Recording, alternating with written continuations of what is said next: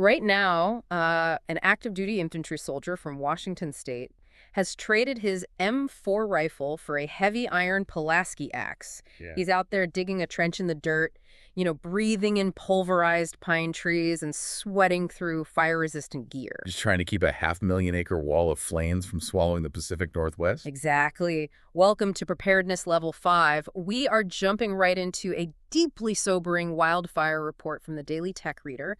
This is dated August 13th, 2026. And this report is, it's intense. It really is. So the mission for this deep dive is to get past the overwhelming wall of data, the endless lists of fire names and all that meteorological jargon.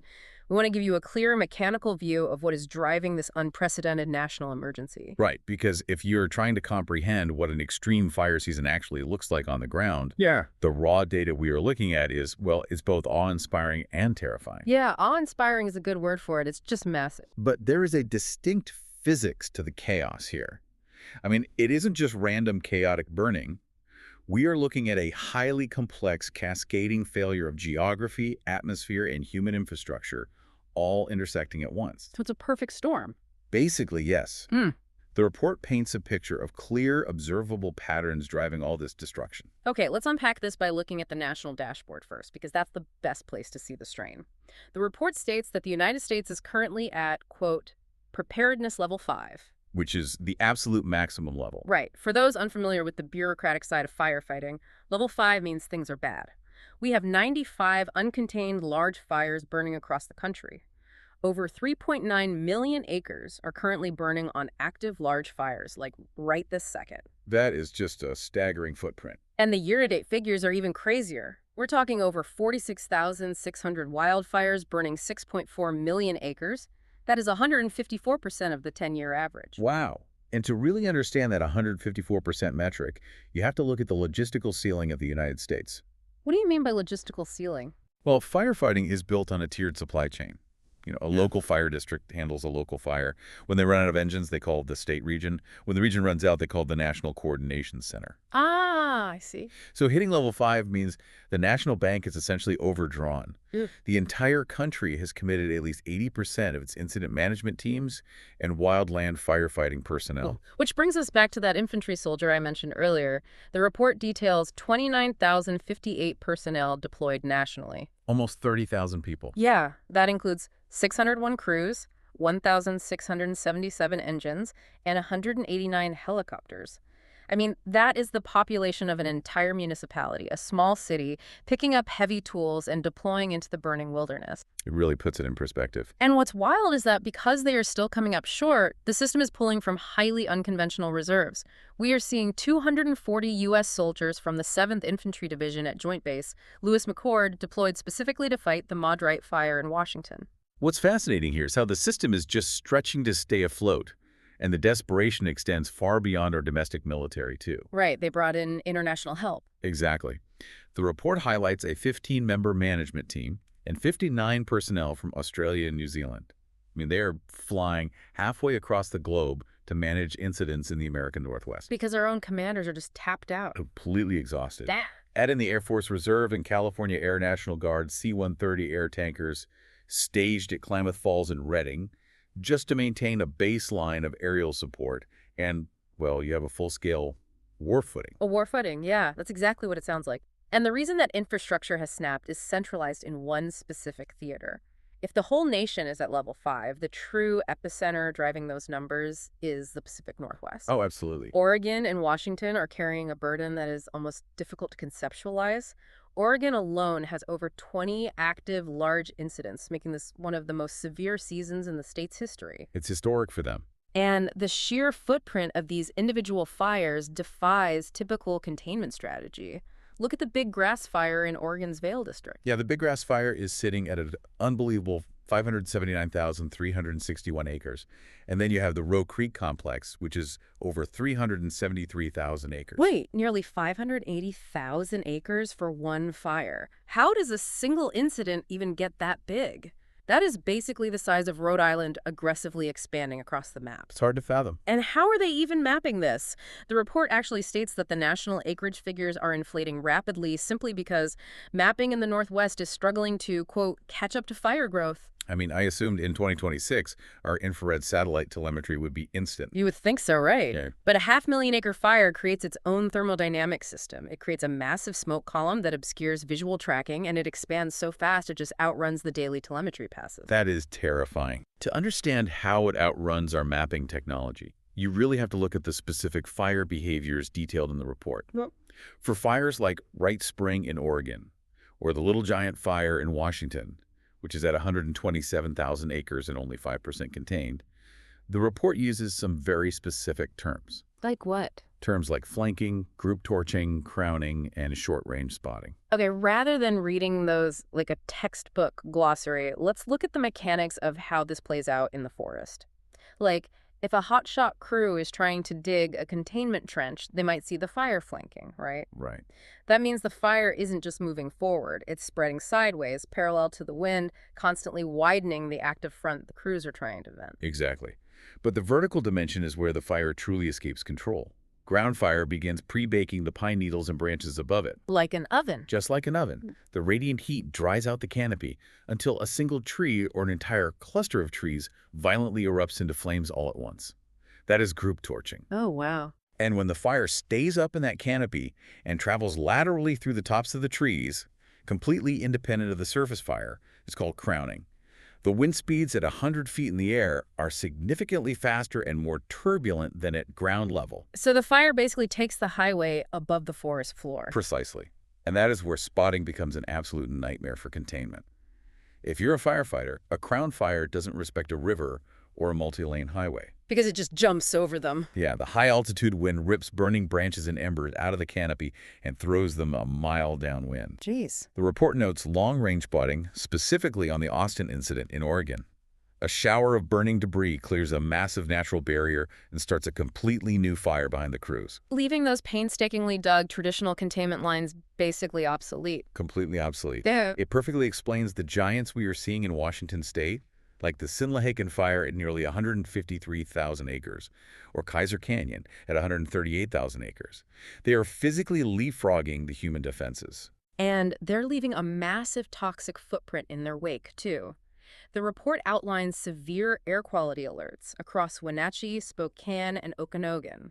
We are talking about particulate matter reaching very unhealthy levels. It's a huge issue for the locals. Yeah, millions of people are breathing in a pulverized forest, which layers a massive, slow-moving public health crisis directly over the immediate geographical one. Which forces us to look at the atmosphere driving all of this. The explosive behavior described in the Northwest doesn't happen in a vacuum. Right, there's a weather component. A huge one. The dry fuel is certainly there, but the atmospheric conditions are acting as the primary trigger. The report constantly warns about thunderstorms moving across Washington, Oregon, California, Nevada, Idaho, and Montana. Now, here's where it gets really interesting. On paper, you would think rain from a thunderstorm is a firefighter's best friend, free water from the sky. But reading the expansion rates of these fires, it sounds like these storms are basically wind machines throwing matches. If we connect this to the bigger picture, in the arid West during August, a thunderstorm is often a severe liability. How so? The report specifically warns about dry lightning and a phenomenon known as virga. The surface temperature is so intense and the air so incredibly devoid of humidity that the rain falling from the storm clouds simply evaporates in midair before it ever touches the canopy. Oh, man. So you get all the mechanical violence of the storm, the lightning strikes hitting bone-dry timber, but zero moisture to offset the ignition. Exactly. It is essentially a massive engine generating thousands of new fires across a multi-state grid. But the new ignitions are really only half the problem. What's the other half? The mechanical force of these storms. That's where the real danger lies. The report frequently cites outflow winds. When a thunderstorm builds, it pulls a massive, towering updraft of air into the atmosphere. Eventually, that storm matures and collapses under its own weight. And then all that air comes rushing down. Millions of tons of cold air crash down to the earth and spread outward in every direction. I was reading this section on Idaho where they issued a red flag warning for the Tartar Fire, which, by the way, is sitting at over 158,000 acres. The report warns of erratic outflow winds gusting 35 to 45 miles per hour. Like a wall of air. Yeah, if a thunderstorm collapses 10 miles away from a creeping surface fire, that 45-mile-per-hour invisible wall of wind hits it like a giant pneumatic press. The fire instantly transitions from a slow crawl into a crowning, spotting inferno. That pneumatic press mechanism perfectly explains the sudden deterioration in Nevada. The bug fire exploded dramatically by nearly 13,000 acres in a very short window, pushing it over 70,000 acres with only 3% containment. Just a total blow-up. Right. And the report explicitly links this extreme fire behavior to wind-driven runs. The Stallion Fire nearby exploded to 33,000 acres under similar conditions. Even when heavier rain moves into an area, the peripheral edges of those storm cells are blasting out 40-mile-per-hour gusts miles away from the actual precipitation. We see that same threat in Utah, too, with the Weidmuth 2 fire hitting 129,000 acres, while crews brace for those gusty outflow winds. But there's another highly localized weather phenomenon the report mentions in Oregon that really caught my attention. Cascade gap flow. Yes, cascade gap flow. What is that? That involves fluid dynamics at a massive regional scale. The Cascade Mountain Range acts as a physical wall, separating the cool, moist marine air of the Pacific coast from the intensely hot, dry air of eastern Oregon. Okay, I'm picturing a wall. Right, so high pressure on one side naturally wants to equalize with the low pressure on the other side.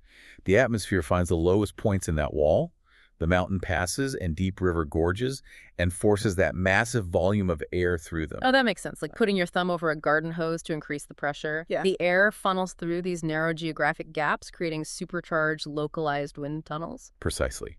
And if a fire is sitting anywhere near the mouth of one of those gaps, it gets force-fed oxygen at incredible velocities. Yeah. And even when actual rain does make contact with the ground, it often isn't enough to break the cycle. The report notes precipitation occurred over the Gold Mountain and Elk fires in Colorado and the Bear Fire in Wyoming. But it didn't help. Not really. Active fire behavior continued in Colorado despite the rain.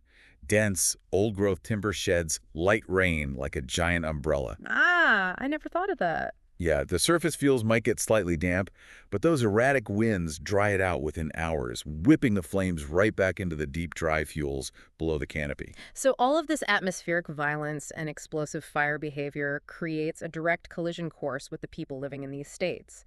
Reading through the state-by-state breakdown in the report, it is a relentless, exhausting drumbeat of two phrases: evacuations in effect and critical infrastructure threatened. It completely shatters the illusion that wildland fires only happen, out there in the remote wilderness. Right, away from civilization. Exactly. Our modern footprint is intimately interwoven with a highly volatile landscape. We treat our energy and communication grids as permanent fixtures, but a crowning wildfire treats those structures as nothing more than additional fuel. Just look at the sheer geographical spread of this vulnerability. In Montana, the Sand Creek fire jumped nearly 8,000 acres, sitting at 0% containment, forcing immediate evacuations and shutting down trails and roads. That's chaos. And in New Mexico, the Frijoles fire pushed north of Santa Fe, triggering evacuations while only 1% contained. And there is a very striking detail in the New Mexico section that speaks volumes about the human toll of this crisis. The California team. Yes. It notes the Frijoles fire is being managed by a California incident management team that the report describes as, quote, already at capacity. So what does this all mean for the people living through it? It's just sheer exhaustion. It really is. California incident management teams are effectively the elite special forces of disaster logistics. Right. They're built to handle the most complex, sprawling crises in the world. For an official national report to explicitly state that a California team deployed to a fire in New Mexico is operating at capacity, it tells you these crews are surviving entirely on adrenaline. It's heart-wrenching. It highlights a profound level of human endurance, pushing thousands of logisticians, pilots, and firefighters to their absolute physical and mental limits with zero margin for error. It is a stark reminder that this isn't just a nature story, it's a story of human endurance and the breaking point of the people trying to manage it. Beyond the human exhaustion, the overarching theme of this report is the direct threat to the central nervous system of these states. The infrastructure. Yeah, the Gold Mountain and Black Canyon fires in Colorado and Utah are threatening energy infrastructure. The Aspen Acres fire, which is over 100,000 acres in Colorado, is bearing down on communication infrastructure. The Skillet Fire in Montana is threatening major railroad corridors. If a high-voltage transmission line in Utah goes down because the wooden poles burn or the metal towers warp from the radiant heat of a crown fire, you don't just lose power in the forest. Right, it ripples out. You trigger a cascading blackout for a city 100 miles away that hasn't even seen a lick of smoke. If a mountain peak burns, the emergency radio repeaters melt, and first responders across an entire county lose their ability to communicate. If you've ever lost cell service or power during a severe winter storm, you know the immediate sense of panic and isolation. Now imagine emergency services losing their entire communication network while a 100,000-acre fire is actively moving toward a populated area. It's a terrifying scenario. These fires are actively dismantling the lifelines of the modern West. It makes you look at a power line cutting through a pine forest in a completely different way. It's a tether, and it is incredibly fragile. And the incident commanders are acutely aware of that fragility.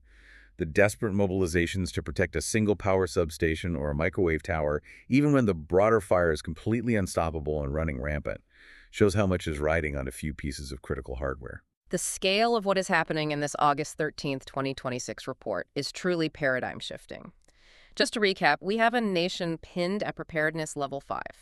We are relying on military infantry and Australian logistics experts just to maintain a fragile hold on megafires approaching 600,000 acres in size. It's unprecedented. And they are fighting in a theater where the atmosphere itself is hostile, navigating treacherous thunderstorm patterns where storms deliver wind instead of water, actively threatening the power and communication grids millions of people rely on every single day. This raises an important question for you to mull over regarding the future of our relationship with this landscape. If we are currently at 154% of our 10-year average, and we've already tapped our military and international allies just to maintain 5% or 10% containment on these megafires, what happens when this level of extreme becomes the new baseline average? Are we going to need a permanent year-round national fire army? That's the million-dollar question.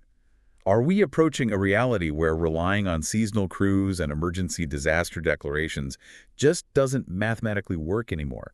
We might need to establish a dedicated national fire army just to coexist with a landscape that is constantly trying to aggressively reset itself. The blue lines of rivers and the solid gray grids of highways on our maps might look permanent on our screens, but out in the Pacific Northwest, that map is burning much faster than we can draw it. We will leave you to ponder that image of a permanent fire army the next time you step outside and catch the faint, unmistakable smell of smoke on the wind.